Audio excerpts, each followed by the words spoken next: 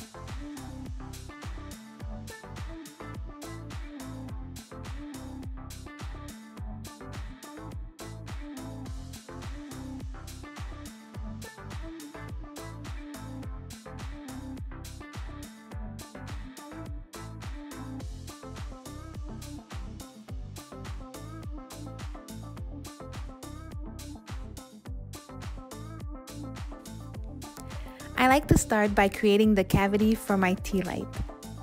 I'm keeping the design very simple by simply cutting little wedges here and there to create something that will end up looking like a flower.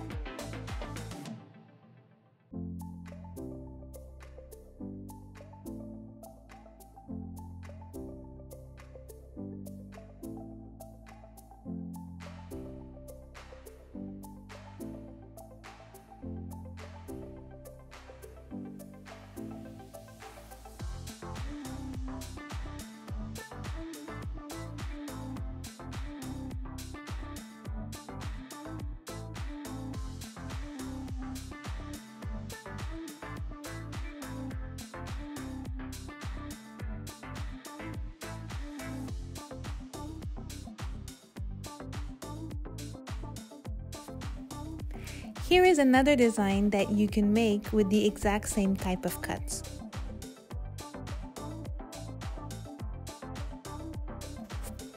Once you're done creating your design, make sure to spread a little bit of lemon juice all over your apple to prevent it from oxidizing too fast. Thank you for watching, and I will see you in my next video.